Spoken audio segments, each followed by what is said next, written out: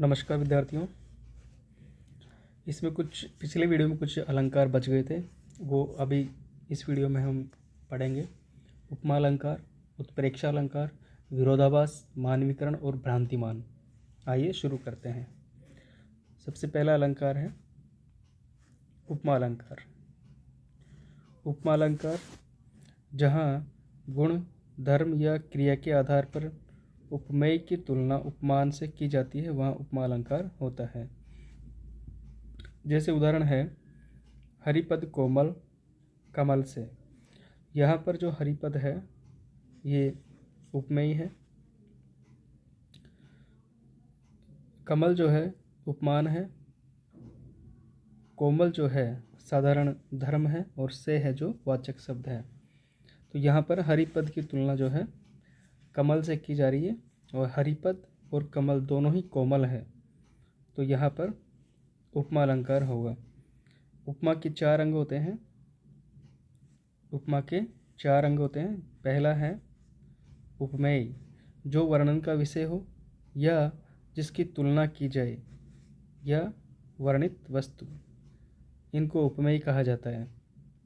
दूसरा है उपमान, जिससे तुलना की जाए, या जिससे उपमा की जाए। जैसे इस उदाहरण के अंदर हरिपद को कमल के समान बताया गया है, तो उपमान क्या था? कमल था। तीसरा जो है समतावाचक शब्द, जिन शब्दों से समता दर्शाई जाए, जैसे सा है, सी है, से है, सरिस है, सम है, समान है, जैसा है, ज्यों है, सदृश आदि शब्द जो है समतावाचक शब्द कहलाते हैं। तो यहाँ पर जो अंग है वो है साधारण धर्म। साधारण धर्म ऐसा गुण है जो उपमेय और उपमान में समान होता है और उस समान गुण के कारण ही तुलना की जाती है। अर्थात जिस समान गुण के कारण तुलना की जाए, जैसे कि सुंदरता और उदाहरण के अंदर कोमल, इसलिए यहाँ पर साधारण धर्म कोमल हो जाएगा। अब उपमा के भेद देखते हैं। तो उपमा अलंकार कितने प्रकार का होता है? उपमा अलंकार पूर्ण उपमा होता है जहाँ उपमा के चारों अंग मौजूद हों। चारों अंग कौन से? उपमेय भी हो, उपमान भी हो, साधारण धर्म भी हो और समतावाचक शब्द भी हो। चारों अंग जहाँ मौजूद होंगे वहाँ पूर्णोपमा अलंकार होगा। लुप्तोपमा अलंकार कि जहाँ पर जब चारों अंगों में से कोई एक या एक से अधिक अंग लुप्त हों, या तो उपमान लुप्त हो सकता है या साधारण धर्म लुप्त हो सकता है, कोई सा भी चारों में से एक अंग लुप्त हो जाएगा तो वहाँ लुप्तोपमा अलंकार कहलाएगा। तीसरा भेद भी मानते हैं मालोपमा, जब किसी एक ही उपमेय की तुलना एकाधिक उपमानों से की जाए। उपमेय एक होगा जिसकी तुलना जो है एक से ज़्यादा उपमानों से कर दी जाए, तो वहाँ पर मालोपमा अलंकार माना जाएगा। आइए उदाहरण देखते हैं। पहला उदाहरण है मुख चंद्र सा सुंदर है। तो ये जो मुख है उपमेय, इसकी तुलना किससे की जा रही है? चंद्र से, चंद्रमा से की जा रही है, तो ये हो गया उपमान। और दोनों में ही जो मुख और चंद्र है उनको सुंदर दिखाया गया, यानी दोनों ही सुंदर हैं। मुख जो है चंद्रमा की तरह सुंदर है, तो साधारण जो धर्म है वो हो गया सुंदर, ये हो गया साधारण धर्म। साधारण धर्म। और जो सा है ये हो गया वाचक शब्द। वाचक शब्द। वाचक शब्द। दूसरा उदाहरण है पीपर पात सरिस मन डोला, यानी जो मन है वो पीपर के पत्ते की तरह, पीपर के पत्ते की तरह क्या कर रहा है? डोल रहा है, डोल रहा है। तो यहाँ पर जो मन है वो हो जाएगा उपमेय, पीपर का जो पात है वो हो जाएगा उपमान, और सरिस जो है ये हो जाएगा वाचक शब्द, और डोला, डोला हो जाएगा साधारण धर्म, साधारण धर्म, यानी जो पीपल के पत्ते की तरह मन डोल रहा है, अधीर हो रहा है। अगला उदाहरण है मुख मयंक जिसम मंजू मनोहर। मुख जो है उपमेय है, उपमान जो है मयंक है, चंद्रमा, मयंक यानी चंद्रमा। सम, सम क्या है, वाचक शब्द है। और मंजू मनोहर जो है साधारण धर्म है, साधारण धर्म। तो यहाँ पर भी उपमा अलंकार है। इंदु सम देह है उमा रमन करुणा अयन, जाहि दीन पर नेह करऊ कृपा मर्दन मयन।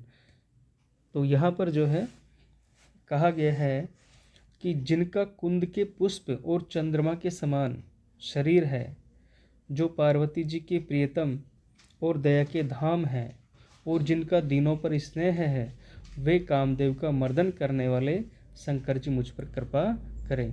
तो यहाँ पर जो है कुंद इंदु के समान देह बताई गई है उमा जी की, पार्वती जी की, लेकिन दोनों को ही जो है गौर वर्ण वाला नहीं बताया गया है, इसका लोप हो गया है। साधारण धर्म जो है उसका लोप हो गया है, अतः यहाँ पर धर्म लुप्तोपमा है। मालोपमा, चंद्रमा सा कांतिमय मृदु कमल सा कोमल महा कुसुम सा हंसता हुआ प्राणेश्वरी का मुख रहा। तो यहाँ कोई कवि अपनी प्राणेश्वरी का मुख जो है चंद्रमा के समान सुंदर कांतिमय बता रखा है, कमल सा कोमल बता रखा है, और फूल की जैसे हंसता हुआ दिखाया गया है। तो मुख की उपमा जो है यहाँ पर एक से ज़्यादा उपमानों से की गई है, इसलिए यहाँ पर मालोपमा अलंकार है। उत्प्रेक्षा, उत्प्रेक्षा अलंकार। उपमेय में उपमान की संभावना उत्प्रेक्षा अलंकार होता है। उत्प्रेक्षा अलंकार के वाचक शब्द हैं मनो है, मानो है, मनु, मनहु, मानहु, जनू और जानहु या जाने सा। ये जो है उत्प्रेक्षा अलंकार के वाचक शब्द है। अगर हमें इसमें अर्थ भी नहीं आ रहा हो तो हम वाचक शब्द से ही अलंकार को पहचान सकते हैं। उदाहरण देखते हैं। स्वर्णशालियों की कलमें थीं, दूर दूर तक फैल रहीं, शरद इंदिरा के मंदिर की मानो कोई गेल रहीं। तो यहाँ पर मानो शब्द आ गया, वाचक शब्द मानो आ गया, तो हम बता सकते हैं कि ये उत्प्रेक्षा अलंकार है। यहाँ दूर दूर तक फैली स्वर्णशालियों की कलमों में शरद इंदिरा के मंदिर की गली की संभावना की गई है, तो यहाँ पर उत्प्रेक्षा अलंकार है। दूसरा उदाहरण है यहाँ पर सोहत ओढ़े पीत पट श्याम सलोने गात, मनो नीलमणि शैल पर आतप प्रियो प्रभात। यहाँ पीले वस्त्र धारण किए हुए श्री कृष्ण के श्यामल तन उपमेय पर प्रातःकालीन सूर्य की किरणों के प्रभाव से शोभित नीलमणि पर्वत यानी उपमान, इसकी संभावना की गई है, अतः यहाँ उत्प्रेक्षा अलंकार है। यहाँ पर भी मनो शब्द आ रहा है, जिससे भी हम पता कर सकते हैं कि ये उत्प्रेक्षा अलंकार है। एक और उदाहरण है मुख जनु शुभ्र मयंक। मुख जो है वो ऐसा लगता है जैसे मयंक हो, शुभ्र मयंक हो। तो इसमें भी जनु शब्द आ रहे हैं, जिससे भी हम पता लगा सकते हैं कि ये उत्प्रेक्षा अलंकार है। आगे अगला अलंकार है विरोधाभास। विरोधाभास अलंकार, जहाँ वास्तविक विरोध न होते हुए भी विरोध का आभास हो, वहाँ विरोधाभास अलंकार होता है। यानी वास्तविकता तो में कोई विरोध नहीं होता है, लेकिन काव्य पंक्तियों को पढ़ने पर हमें ऐसा आभास होता है कि यहाँ पर कुछ ना कुछ विरोध वाली बात हो रही है, तो वहाँ विरोधाभास अलंकार होगा। उदाहरण के द्वारा समझते हैं। उदाहरण में कहा गया है या अनुरागी चित्त की गति समझे नहीं कोई, ज्यों ज्यों बूढ़े श्याम रंग त्यों त्यों उज्ज्वल होई। तो यहाँ पर श्याम रंग में डूबने पर भी उज्ज्वल होने में विरोध आभासित हो रहा है, परंतु वास्तव में ऐसा नहीं है। क्यों नहीं है वास्तव में ऐसा? क्योंकि यहाँ बताया गया है कि मनुष्य के अनुरागी हृदय की वास्तविक गति और स्थिति को कोई भी नहीं समझ सकता है। जैसे जैसे मन श्याम रंग अर्थात कृष्ण भक्ति के रंग में डूबता जाता है, वैसे वैसे वह अधिक उज्ज्वल से भी और ज़्यादा उज्ज्वल होता चला जाता है। तो यहाँ श्याम रंग में डूबने पर भी उसको उज्ज्वल से भी उज्ज्वल होते हुए दिखाया जा रहा है, इसलिए यहाँ पर विरोधाभास अलंकार है। दूसरा उदाहरण देखते हैं। तंत्री नाद कवित रस सरस राग रतिरंग, अनबूढ़े बूढ़े तिरे जे बूढ़े सब अंग। तो यहाँ पर तंत्री नाद यानी वीणा आदि वाद्यों के स्वर, और कवित रस यानी कविता का रस, कविता आदि ललित कलाओं का रस, और राग प्रेम के रस में जो व्यक्ति सर्वांग डूब गए हैं, कवि यानी वीणा आदि वाद्यों के स्वर, कविता के रस में और प्रेम आदि रसों के अंदर जो सर्वांग डूब गए हैं, वही इस संसार सागर को पार कर सकते हैं।